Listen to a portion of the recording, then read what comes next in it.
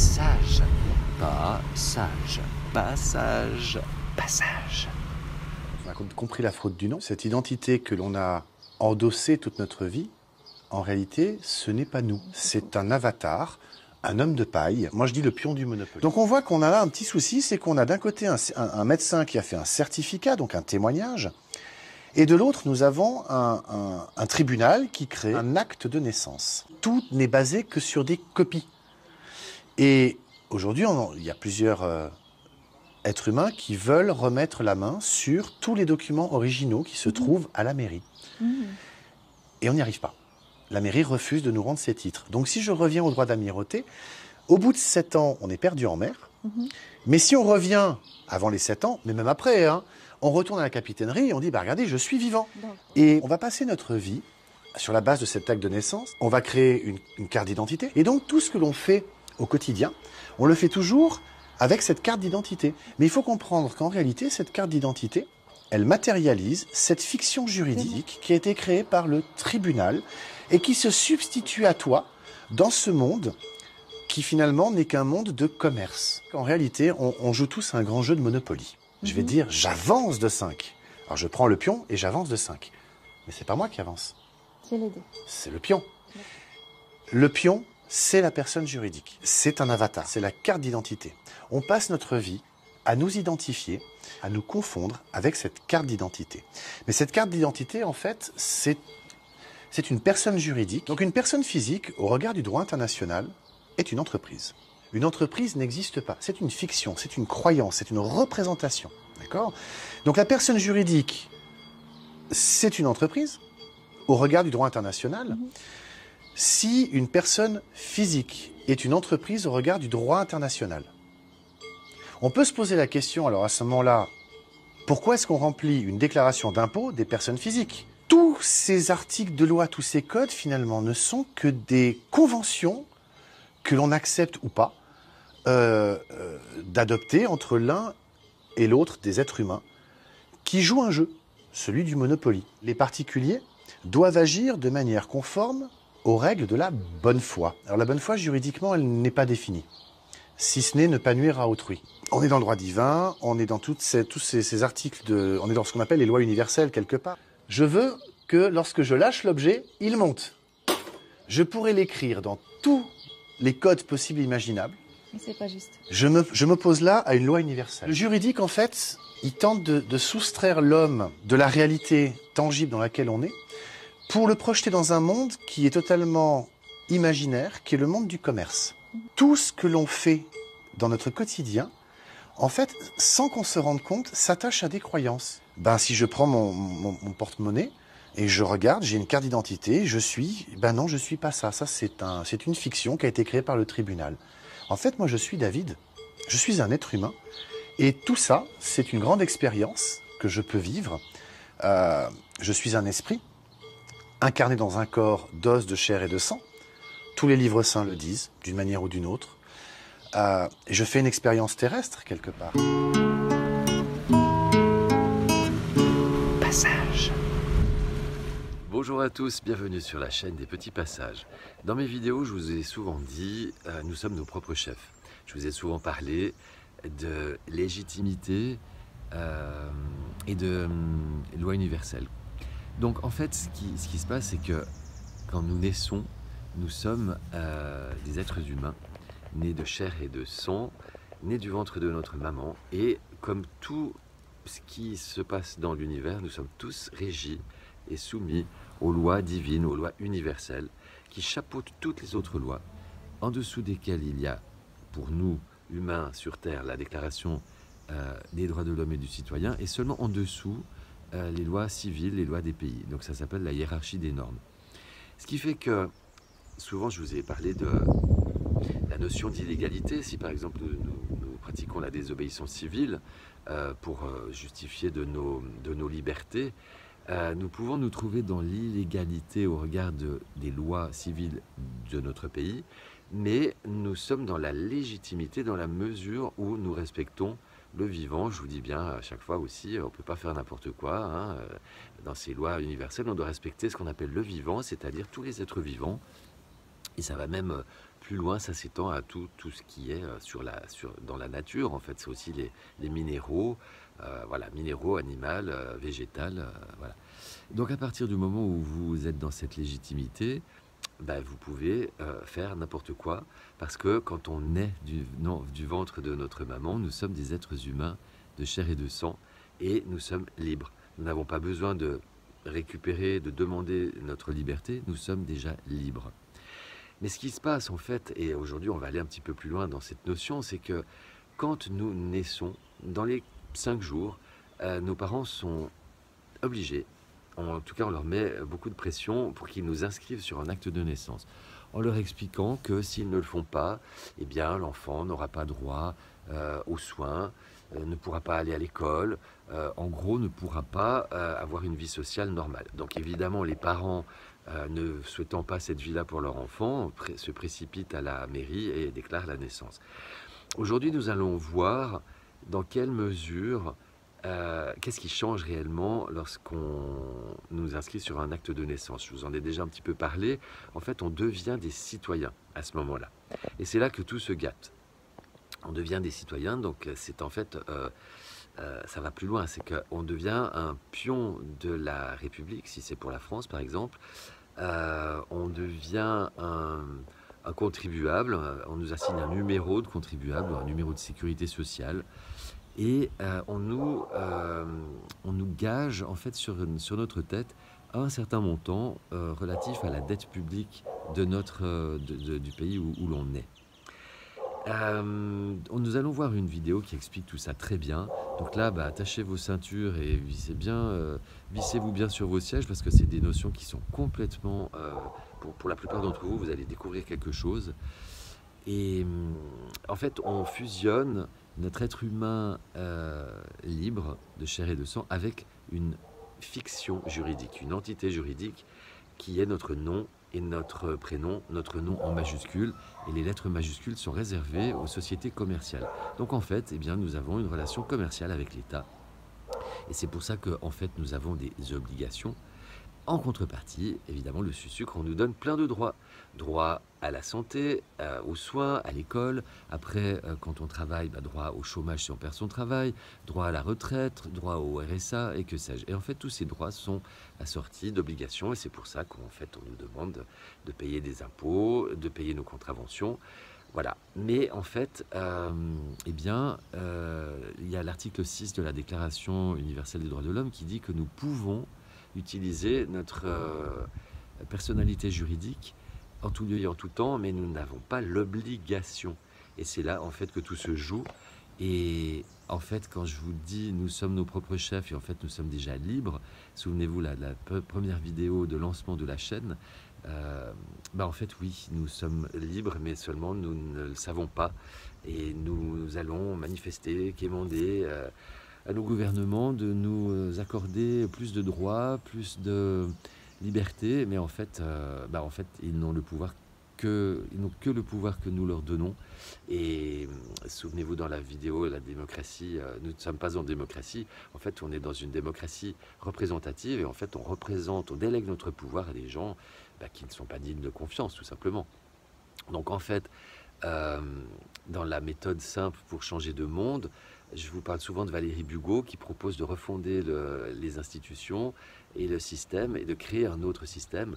Voilà, en fait, pour moi, on ne peut pas changer le système, changer le monde, il est beaucoup trop verrouillé.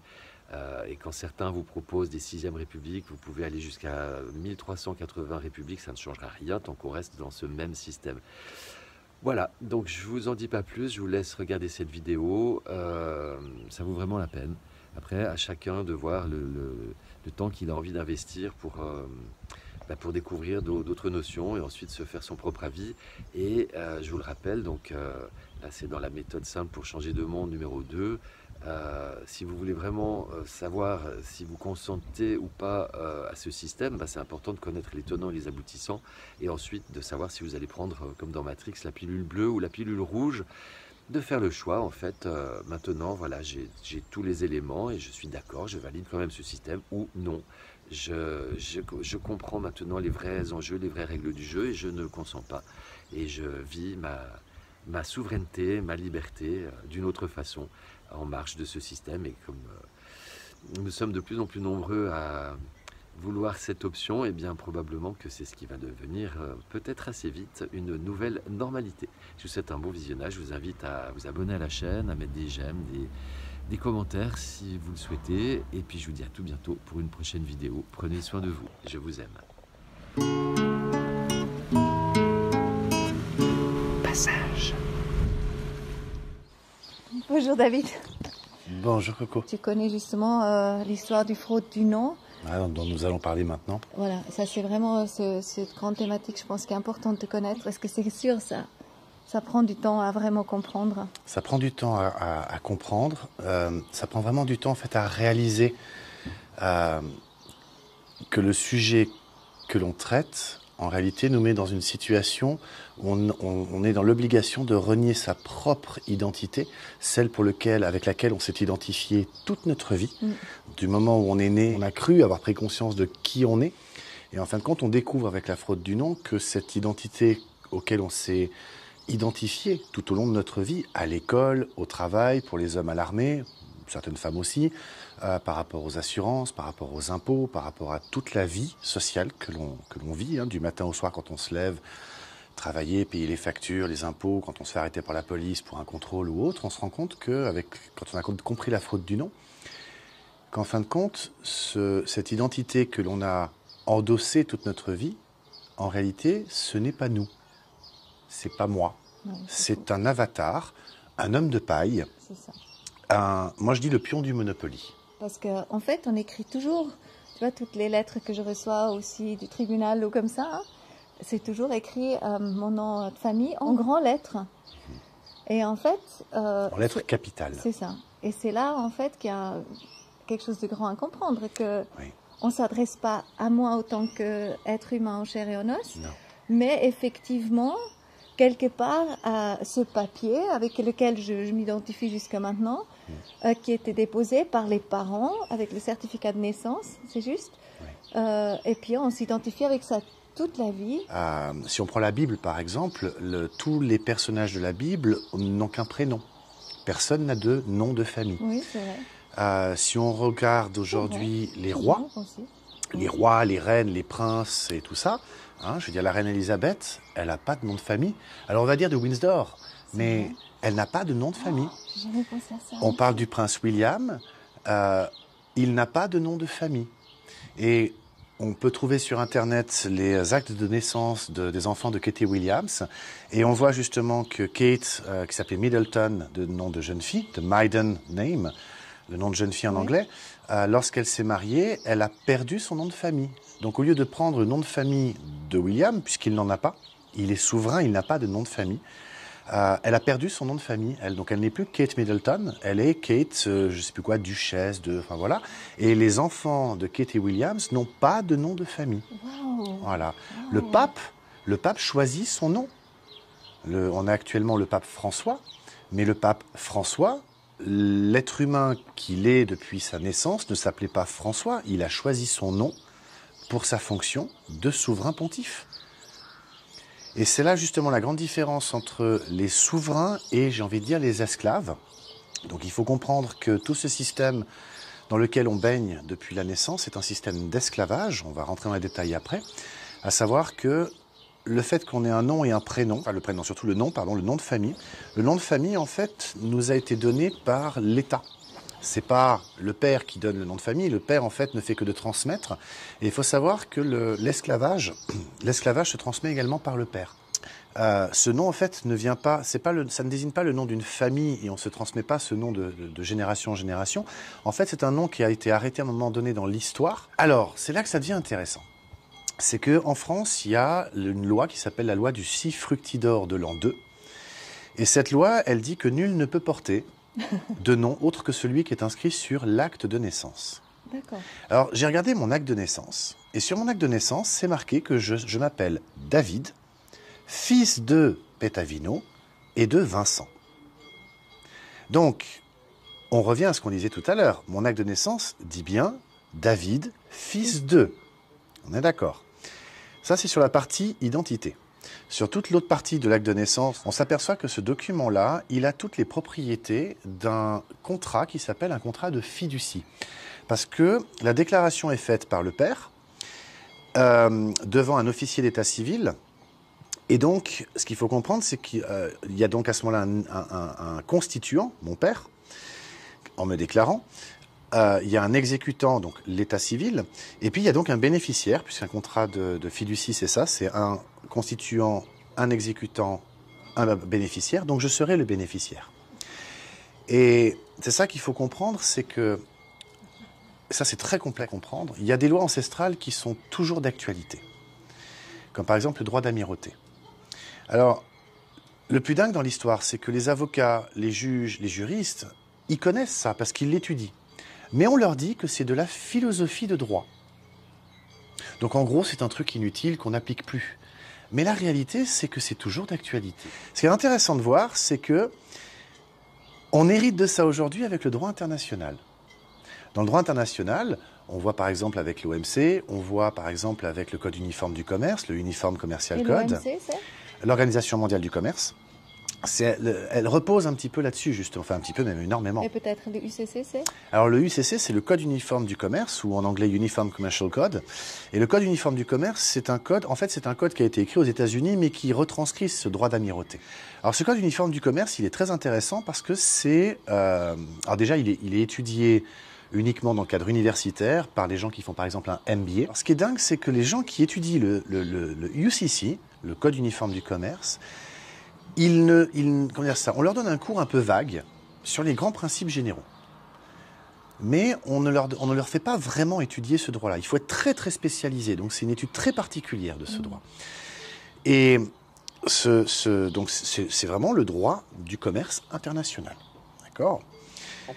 Ce qu'il faut comprendre, c'est que comme il provient du droit d'amirauté, il est quelque part, il hérite de quelque chose d'ancestral, mais il reprend ces principes du droit d'amirauté, dont un qui est vraiment clé, à savoir que, à l'époque, on remonte à la période des galères et compagnie, imagine-toi par exemple Marco Polo, lorsqu'il a pris son bateau et qu'il est parti à l'aventure, il faut savoir qu'il a remis à la capitainerie, donc au port, à la capitainerie, à l'administration, il a dû remettre tous ses documents, c'est-à-dire ses titres de propriété, tous ses titres, d'accord, tout ce qu'il possédait, il l'a remis à la capitainerie.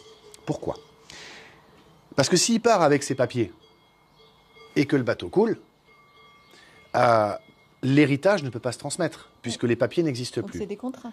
C'est des contrats. Il faut comprendre que tout sur cette terre... Donc, par exemple, voilà, la maison, c'est un contrat. Voilà, tout sur cette terre, il faut comprendre que les banques, les assurances, l'administration et tous ceux qui nous demandent en fait des papiers par rapport à un objet qu'on croit posséder, une voiture par exemple, en réalité ce n'est pas l'objet qui les intéresse, c'est le papier qui se substitue en fait à l'objet.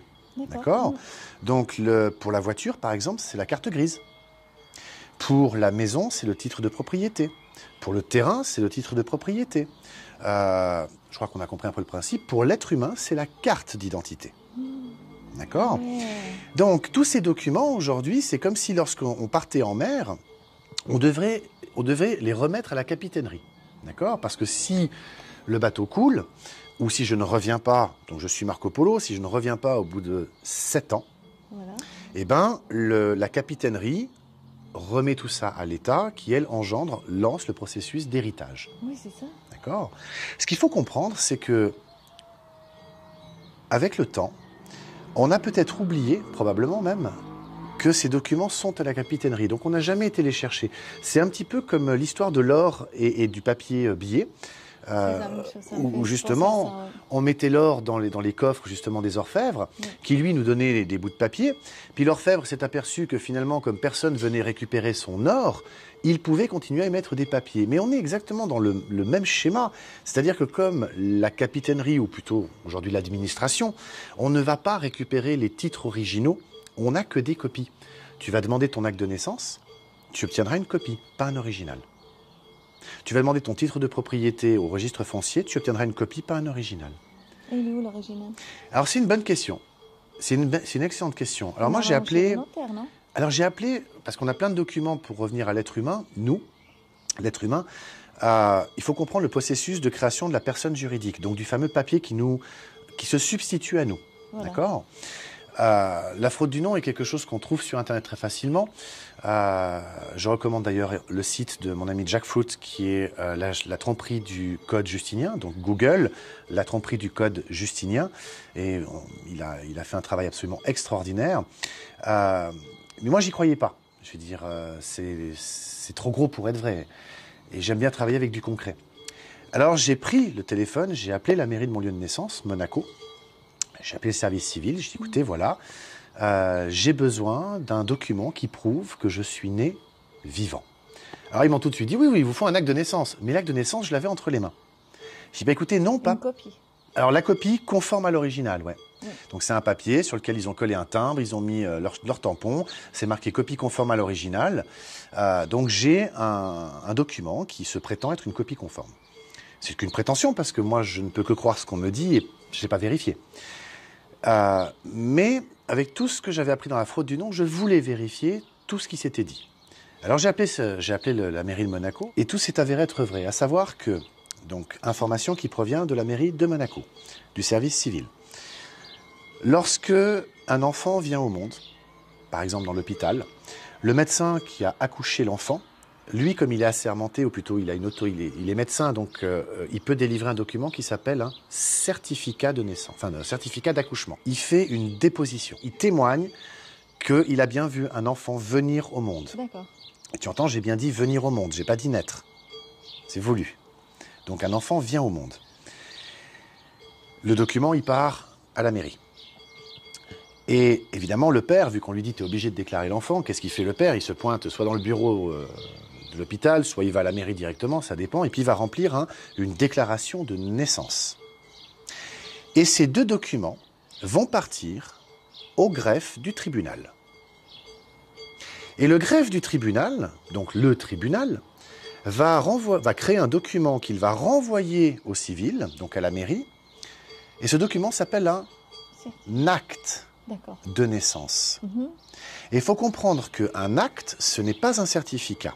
Un certificat, c'est un témoignage. Un acte, c'est juste une extraction des informations que l'on a à un instant donné. Tu vas par exemple à l'office de la population, tu demandes un justificatif de domicile, elles vont te sortir un acte de domicile. D'accord.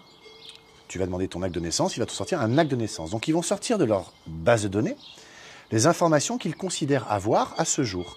Ces informations sont peut-être fausses, mais en tout cas, c'est les informations qu'ils ont. Et la totalité du système repose sur le fait que comme ce document provient d'une prétendue autorité, il a une valeur. Les informations seraient justes. Mais en fait, un acte, ce n'est pas un certificat, ce n'est pas un témoignage. C'est juste des informations qui sont écrites, point barre. On ne sait pas si elles sont vraies. Donc on voit qu'on a là un petit souci, c'est qu'on a d'un côté un médecin qui a fait un certificat, donc un témoignage, et de l'autre, nous avons un tribunal qui crée un autre document qui s'appelle un acte de naissance. Et c'est là que ça devient dingue, parce qu'on va passer notre vie, sur la base de cet acte de naissance, on va créer une carte d'identité, éventuellement un passeport.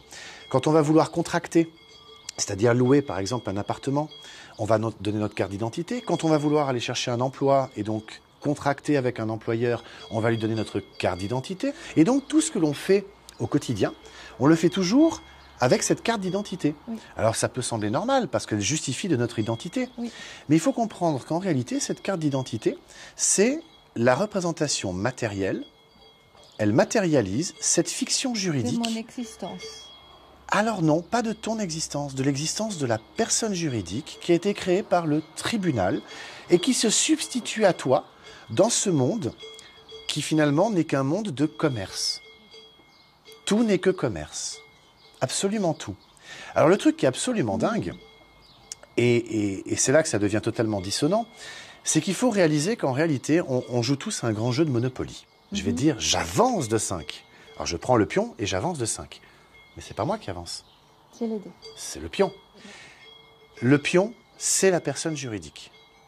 Moi, l'être humain autour de la table en train de jouer, je ne suis pas le pion. C'est un peu comme Avatar. C'est un avatar. Eh bien, le pion, dans mon explication, c'est la carte d'identité. On passe notre vie à nous identifier, à nous confondre, le mot c'est ça, à nous confondre avec cette carte d'identité.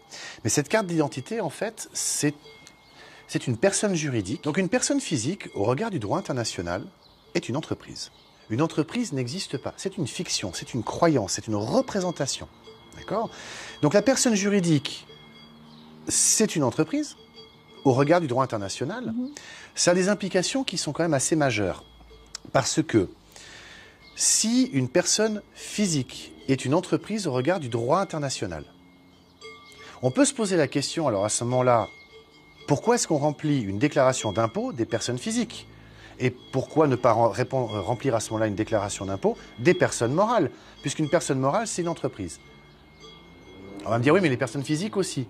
Et là, on rentre en fait dans des marasmes juridiques où on va avoir l'administration fiscale qui va dire, mais moi, je suis bloqué par le biais de ma loi sur l'imposition des personnes physiques ou des personnes morales, qui quelque part entre totalement en contradiction avec le droit international, qui prime. Donc c'est là que ça devient génial, parce que finalement on se rend compte que tous ces articles de loi, tous ces codes finalement ne sont que des conventions que l'on accepte ou pas d'adopter entre l'un et l'autre des êtres humains qui jouent un jeu, celui du Monopoly. Si on prend la Constitution fédérale, elle est très claire. L'article 5.1, il nous explique que le droit, c'est la base et la limite de l'activité de l'État. Donc, on prend la loi, et c'est le début et la fin de ce qu'il a le droit de faire. Tout ce qui est en dehors, j'ai envie de dire, il n'a pas le droit. Mais nous, on est justement en dehors, en tant qu'être humain. Alors justement, c'est là que ça devient intéressant. C'est qu'on a l'article 5.3. L'article 5, alinéa 3, nous dit que, alors les organes de l'État, mais les particuliers, doivent agir de manière conforme aux règles de la bonne foi. Alors la bonne foi, juridiquement, elle n'est pas définie, si ce n'est ne pas nuire à autrui. Donc la bonne foi, finalement, on retombe sur les 10 commandements. Donc on tombe sur le droit, sur ce qu'on appelle le droit négatif. Divin. On est dans le droit divin, on est dans tous ces articles, on est dans ce qu'on appelle les lois universelles, quelque part. Je donne un exemple pour expliquer bien la chose.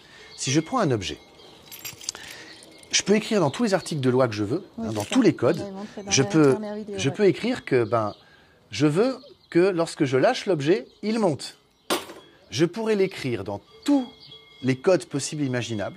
Mais c'est pas juste. Je m'oppose là à une loi universelle. Oui. Je ne peux pas m'y opposer. Voilà. D'accord ?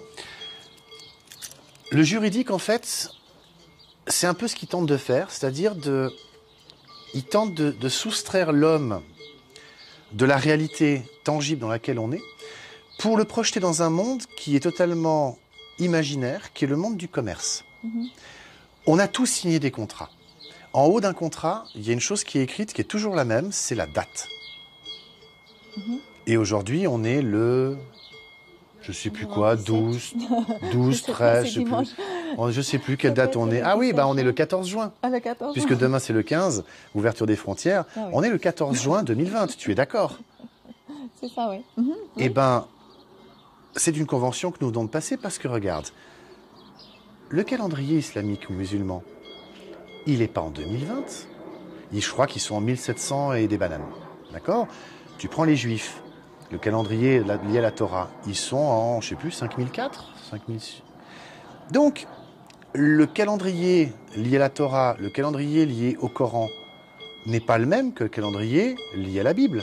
Or, tous les contrats, on les passe sur la notion qui voudrait qu'il y a 2020 ans, à peu près, il y a Jésus, je ne sais pas si c'est sur la base de sa mort ou de sa naissance, mais on part de ce moment-là. Il y a 2020 ans, c'est le point de départ, c'est Jésus. Et tous les contrats que l'on fait aujourd'hui sont liés à ça. C'est la date liée, en quelque part, à Jésus. Mais c'est une convention. Parce que si je veux, moi je suis en l'an 4, ou en l'an 10, après un événement qui m'est cher. Et qui serais-tu pour me dire, mais non, c'est pas vrai? Et c'est là qu'on voit que tout ce que l'on fait dans notre quotidien, en fait, sans qu'on se rende compte, s'attache à des croyances. Et les outils de développement personnel, d'ailleurs, tentent de nous le faire comprendre. Sortons des schémas. Oublions ce que l'on croit savoir. Tout démonter pour tout reconstruire. Qui sommes-nous? Qui je suis? Alors, qui je suis? Si je prends mon porte-monnaie et je regarde, j'ai une carte d'identité, ben non, je suis pas ça. Ça, c'est une fiction qui a été créée par le tribunal. En fait, moi, je suis David, je suis un être humain, et tout ça, c'est une grande expérience que je peux vivre. Je suis un esprit, incarné dans un corps d'os, de chair et de sang. Tous les livres saints le parlent, le disent, d'une manière ou d'une autre. Je fais une expérience terrestre, quelque part. Ce que les New Age essaient de faire comprendre, ce que les outils de développement personnel essaient de faire comprendre aussi. Et le tribunal fédéral l'a même reconnu, puisqu'il y a un arrêté du tribunal fédéral qui dit que les esprits de l'au-delà ne sont pas des sujets de droit suisse. Alors là, on arrive dans un contexte qui est assez intéressant, parce que si les esprits de l'au-delà ne sont pas des sujets de droit suisse, ça veut dire que lorsque je me fais flasher, parce que j'ai roulé à 3 ou 4 km/h de trop, ce qui arrive, hein, qui a été flashé? Est-ce que c'est moi l'être humain ou est-ce que c'est la voiture? La voiture qui a une plaque d'immatriculation qui appartient à l'État. Le véhicule, il a une carte grise. Est-ce que c'est le véhicule qui va être amendé ou est-ce que c'est la carte grise? La carte grise, elle a le numéro de plaque d'immatriculation qui a été flashé. Donc c'est ça qu'ils vont regarder, c'est pas le véhicule. Donc ils vont envoyer l'amende à celui qui est titulaire de la carte grise. C'est pas le propriétaire, c'est le titulaire. Donc il a le titre entre les mains. Mais il n'en est pas le propriétaire. Donc je vais recevoir une amende parce que il y a eu un flash. Donc le titulaire, quelque part, c'est l'État. C'est là qu'on arrive. Parce que c'est l'État qui a délivré la carte de... On a les petits moucherons qui... C'est l'État qui délivre la carte grise. C'est l'État qui a fabriqué la plaque d'immatriculation. Moi, je suis un être humain là-dedans. Alors certes, je suis une personne juridique, enfin, il y a une personne juridique fictionnelle qui représente ça, mais en fin de compte, il faut se rendre compte aussi d'une chose, c'est que cette personne juridique étant une fiction, est-ce que je suis dans l'obligation, moi, finalement, de... Comment dire? Il devrait payer. Alors justement, c'est ça. Qui doit payer, le propriétaire ou le titulaire? Alors en France, ils ont découvert quelque chose d'assez intéressant. Alors les Canadiens avaient déjà fait un merveilleux travail là-dessus, les Américains d'autant plus. Au Canada, c'est Pete Daoust qui a fait beaucoup de vidéos là-dessus. La sûreté de la personne. Alors c'est quelque chose qui est assez dingue. La sûreté de la personne, vraiment pour comprendre ça, il faut vraiment ouvrir l'esprit. La sûreté de la personne, on la trouve déjà pour commencer dans la Déclaration des droits de l'homme et du citoyen de 1789. Donc la Déclaration des droits de l'homme et du citoyen de 1789, c'est un texte qui a été écrit par le peuple français et donc il ne s'applique qu'en France. Et on trouve de mémoire à l'article 2 le droit à la sûreté. Alors je vais expliquer ce qu'est la sûreté après. Mais il se trouve que ce texte, Déclaration des droits de l'homme et du citoyen de 1789, a inspiré grandement la Déclaration universelle des droits de l'homme, donc celle de l'ONU, qui a été écrite en 1948, dont la Suisse est signataire. Donc la Déclaration universelle s'applique en Suisse. Et elle a inspiré, cette Déclaration universelle des droits de l'homme de 1948, elle a inspiré la Convention européenne des droits de l'homme, dont la Suisse est aussi signataire. Et la Convention européenne des droits de l'homme, c'est celle de 1950. Donc on a 3 déclarations de l'homme, quelque part. Ce qui est rigolo, c'est que quand on lit ces 3 déclarations, l'homme n'y apparaît nulle part, quasiment. Si on prend la Déclaration universelle des droits de l'homme, on peut y lire que tous les hommes naissent libres et égaux en droit et en dignité. Mais après, c'est fini. On va parler de nul ne doit subir de... Personne ne doit... Et il faut comprendre que dans le juridique, ils utilisent les mêmes mots que le vocabulaire qu'on trouve dans le Larousse ou dans le Robert, donc le dictionnaire de la langue. Pour nous, la France, pour la langue française, pour le Larousse et le Robert. Mais ils prennent les mots et ils mettent leur propre définition. C'est pour ça que les mots qu'eux utilisent ne correspondent pas à ceux que nous avons dans nos dictionnaires. Une personne, toi et moi, quand on dit une personne, on pense à quelqu'un. Il ne va pas en juridique. En juridique, c'est la fiction. C'est pas quelqu'un, c'est la fiction. Donc, quand on lit les déclarations des droits de l'homme, quand on lit tous ces textes et qu'on voit que personne, c'est... Alors, pas dans leur jeu à eux. Dans leur jeu à eux, personne, c'est cette fiction juridique. D'accord ? Oui, mais dans notre jeu à nous, quelque part, si tu parles d'une personne, oui. quelque part, c'est directement le juridique et personne, c'est personne. Alors, c'est là, quelque part, c'est là que les mots, on voit qu'ils sont galvaudés. J'essaie de plus en plus d'enlever le mot personne de mon vocabulaire pour deux raisons. Parce qu'on peut dire que personne n'est venu. Donc, si personne n'est venu, nobody came, hein, on va dire, voilà. C'est intéressant de faire un peu de... C'est vrai, nobody, c'est pas de corps. Nobody, c'est marrant de faire la langue des oiseaux, justement. Nobody, exactement. Nobody, pas de corps. Donc, ni personne. Mand, même en allemand, c'est ni, jamais, Mand. C'est le man, c'est déjà aussi l'homme, tu vois. Et ben voilà. Jamais d'homme. Oui, c'est intéressant. Et ben voilà. Et le langage juridique, il est beaucoup inspiré en plus du monde anglo-saxon parce que quand en langue française, on entend le juge nous dire « est-ce que vous comprenez ?» Alors comprendre, toi et moi, on se comprend. On échange des mots, tu as compris ce que j'ai dit, tu comprends ce que, je comprends ce que tu dis. Je ne comprends pas tout ce que tu dis. Ou pas. Voilà. Je ne sais pas comment c'est avec vous. Mais l'objectif, c'est évidemment de s'accorder sur une idée commune. C'est ça, quelque part, la communication, c'est de se comprendre. Ouais. Mais pas en juridique. En juridique, comprendre veut dire se soumettre. Ça vient de l'anglais « do you understand ». Understand. Ah oui, Do you stand under? Under, ouais, c'est clair. Donc, est-ce que tu te soumets? Et il est là la chose, finalement, parce que vu que, en fait, il faut comprendre qu'un tribunal n'est rien d'autre qu'un lieu dans lequel on fait du commerce. D'accord? De quelle forme? Eh bien, on fait du commerce parce qu'on va, toi et moi, au tribunal, parce que nous n'arrivons pas à nous mettre d'accord autour de la table. Oui, mais il y a toujours eu un contrat entre nous. Oui. C'est ça la base. C'est ça la base. Ouais. Et on n'arrive pas finalement à résoudre, à se mettre d'accord sur ce qu'on a conclu au départ. On a un conflit. Donc si on est dans un conflit, on est déshonoré. C'est pour ça que dans le tribunal, le président du tribunal ou le juge, on s'adresse à lui généralement en lui disant « votre honneur ». Parce que lui, il est là en tant que... Il n'a rien demandé. Dans l'affaire, quelque part, on peut dire oui. Il est là, quelque part, il n'a rien demandé, si ce n'est qu'il fait son travail. Hein. Lui, il n'a rien demandé. Il voit deux camps qui viennent s'affronter devant lui parce qu'ils n'arrivent pas à se mettre d'accord. Donc lui, il est dans l'honneur, lui. Mais il y en a un des deux qui n'est pas dans l'honneur. Un des deux camps, d'accord, qui n'est pas dans l'honneur. Alors là, c'est compliqué à comprendre, mais en réalité, dès qu'on rentre dans un tribunal, on se met d'office dans une situation de contrat commercial. D'accord. Okay, dans un contrat commercial qui s'appelle une fiducie. Et donc, il y a le constituant, celui qui a fait appel au tribunal. C'est ce que tu as essayé d'expliquer à un rendez-vous au tribunal. Ça. Et il n'a pas du tout aimé. Il n'a pas aimé. Il n'a pas accepté. Il n'a pas aimé. Il a dit, je sais très bien ce que je fais. Oui. Qu'est-ce que tu avais dit? Alors, il n'a pas aimé parce que je lui ai dit, donc, nous sommes là réunis. Il y a donc eu la partie demanderesse qui a convoqué le tribunal. Elle est donc la constituante. Vous, monsieur le juge, vous êtes donc là pour exécuter, donc vous êtes l'exécutant, ce qui veut dire que dans un cadre de contrat de fiducie, nous en sommes les bénéficiaires. Évidemment qu'il n'a pas aimé. Et il ne peut pas aimer, parce qu'en faisant ça, on remet le jeu à l'endroit.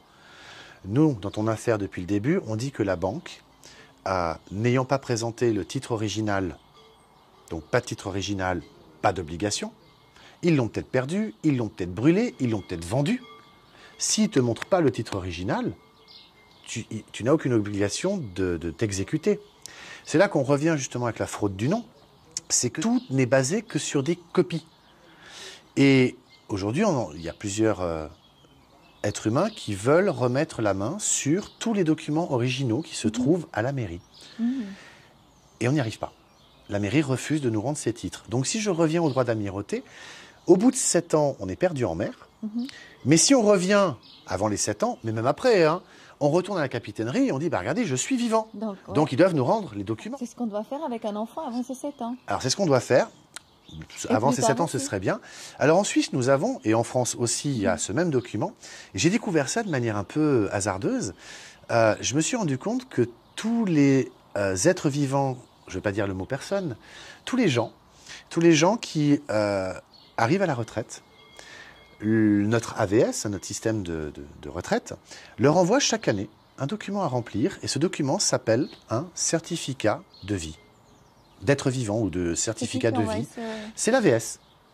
L'AVS envoie chez qui? L'AVS envoie un document à celui qui est bénéficiaire d'une rente AVS, un certificat de vie ou attestation de vie, un truc comme ça, certificat de vie, je crois.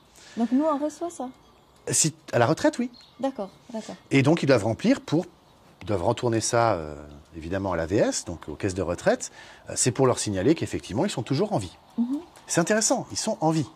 D'accord? Donc, parce qu'ils sont en vie, ils vont être rémunérés. D'accord? Pourquoi j'aborde ce sujet-là? Parce qu'en fait, quand on va sur le site de la commune, moi j'habitais à Lancy, donc je cherchais ce document, un certificat de vie, eh ben, on peut aller dans n'importe quel... on peut l'imprimer depuis Internet déjà, parce qu'il est donné par les communes. Il n'a pas le logo de l'AVS, donc c'est un document où il n'y a pas le logo de l'AVS. On peut le remplir, aller voir la police, la gendarmerie ou une autorité, comme par exemple l'administration civile, et ils le tamponnent, du moment qu'on leur montre que ben, on est bien là, et puis on a bien la carte d'identité donc, qui correspond à cette personne juridique fictionnelle, et ils vont nous reconnaître en vie. Comme ils nous reconnaissent en vie, quelque part, c'est comme si on revenait de la mer. De la mer. D'accord? Oui. C'est important, cette notion de revenir de la mer, donc parce qu'elle est symbolique. C'est la première fois qu'on nous reconnaît autant qu'être humain? Alors, c'est un petit peu ce que je commence à comprendre, c'est que l'administration nous reconnaîtrait que nous sommes donc en vie. À partir de 65 ans. Alors, ils le font comme ça aujourd'hui, mais rien ne t'empêche d'aller aujourd'hui sur Google, de taper certificat de vie suisse, voilà, de télécharger le document, de le remplir, d'aller à l'administration et de te le faire tamponner. Et donc l'administration, l'autorité prétendue, te reconnaît en vie. C'est là que ça devient intéressant parce que du coup, je pense que c'est grâce à ça qu'on peut initier toutes les démarches derrière pour récupérer les titres originaux. Je veux venir sur l'assurance vie parce que c'est extrêmement important. Là, je pense qu'on peut comprendre. Il y a des gens qui ont fait des assurances vie. J'ai le souvenir d'une amie, Rafaela, si tu regardes cette vidéo, je te salue. Son papa a disparu il y a des années en arrière.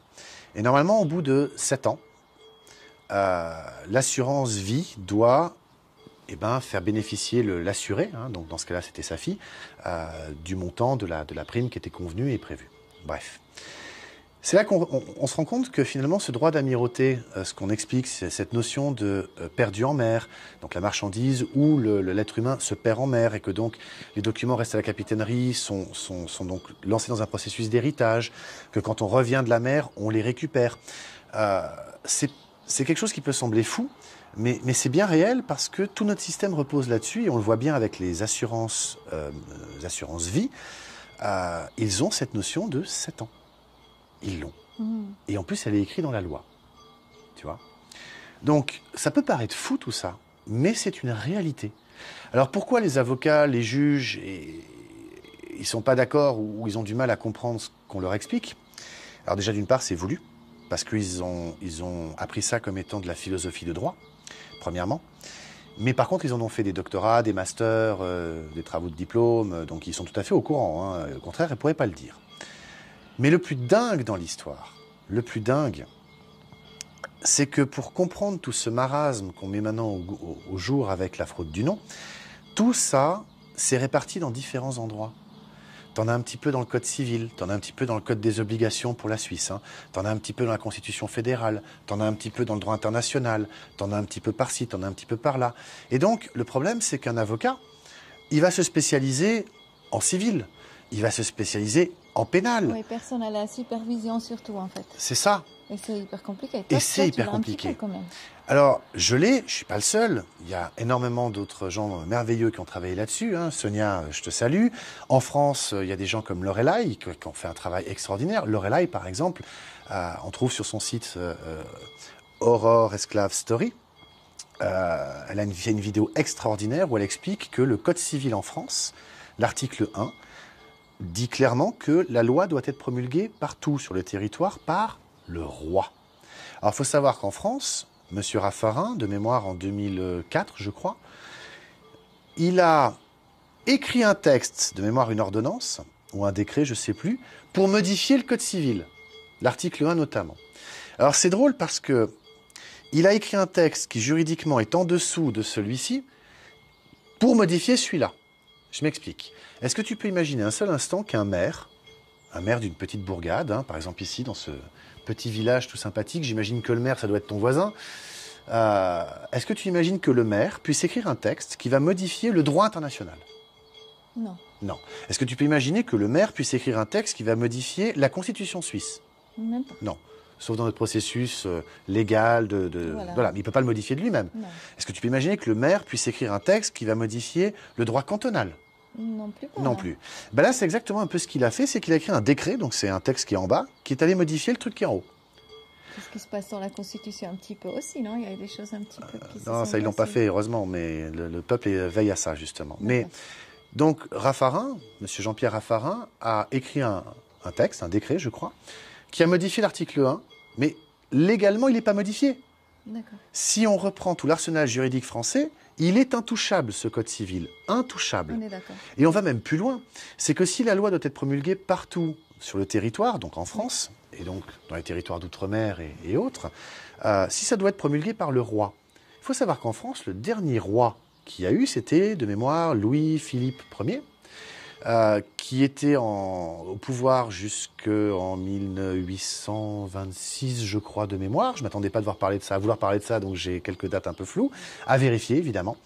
Et depuis qu'il n'y a plus de roi en France, eh ben, il n'y a plus de loi qui a été promulguée. Et on peut le vérifier de manière très simple, hein. C'est que tout ce qui a été mis en œuvre, on appelle ça des codes. C'est pas la loi, c'est un code. On appelle ça des décrets. Ah, c'est pas une loi, un décret. On appelle ça un décret-loi. Ah bah, c'est pas une loi, un décret. La loi, elle est en dessous de la Constitution. Les décrets, les ordonnances et tout ça, c'est en dessous encore. Donc en fait, vu qu'il n'y a pas de roi qui a promulgué la loi en France, la France fonctionne dans des croyances, en des textes qui sont des croyances, qui sont en dessous même du truc suprême qui s'appelle le Code civil, qui a dit que la loi doit être promulguée par le roi. Et comme quand on se fait arrêter en France, la gendarmerie, la police dit « c'est la loi », mais même eux ne sont pas capables de dire laquelle. Et c'est ça qui est drôle, parce qu'en fait, ils vont s'appuyer sur des règlements de police, des règlements, mais pas la loi. Mhm. Ils vont s'appuyer sur des décrets, mais pas sur la loi. Et donc, on tombe dans une situation où en France, c'est absolument dingue, mais quelque part, j'ai envie de dire que tout l'arsenal juridique, il n'a aucune valeur. Emmanuel Valls, en plus, a fait quelque chose de dingue en partant, la veille de son départ. Emmanuel Valls, qui était Premier ministre sous François Hollande, il a fusionné, alors je vais le faire très simple, hein, parce que c'est un dossier assez complexe. Parce que je sens que... Il a fusionné, en fait, il a placé tout le pouvoir juridique, qui est censé être séparé, d'après les concepts amenés par Montesquieu. Il doit y avoir 3 pouvoirs, le pouvoir exécutif, législatif et judiciaire. Les 3 doivent être séparés, sinon on est en dictature. Et bien Emmanuel Valls, il a placé le judiciaire sous l'exécutif. Alors il y a toute une histoire avec la Cour de cassation qui a émis une jurisprudence qui voudrait que tant que je ne sais plus quelle cour est toujours sous cette juridiction, effectivement, c'est... En fait, pour dire un truc très très simple, il y a une constitution en France qui dit simplement que lorsqu'il n'y a pas de séparation des pouvoirs, la constitution n'a aucune valeur. Et en France, depuis ce moment-là, eh ben, elle n'a plus de valeur. D'autres vont dire encore plus loin que la Ve République en France ne serait pas légitime pour différentes raisons. Je renvoie de nouveau sur la chaîne YouTube de Lorelai, Esclave Horror Story, où Maître Fortabal Abattu, qui est un avocat, docteur en droit, donc c'est pas un rigolo le monsieur quand même, hein, explique tout ça très très bien. Ça a un impact non négligeable parce que même le Code général des impôts en France n'a aucune légitimité.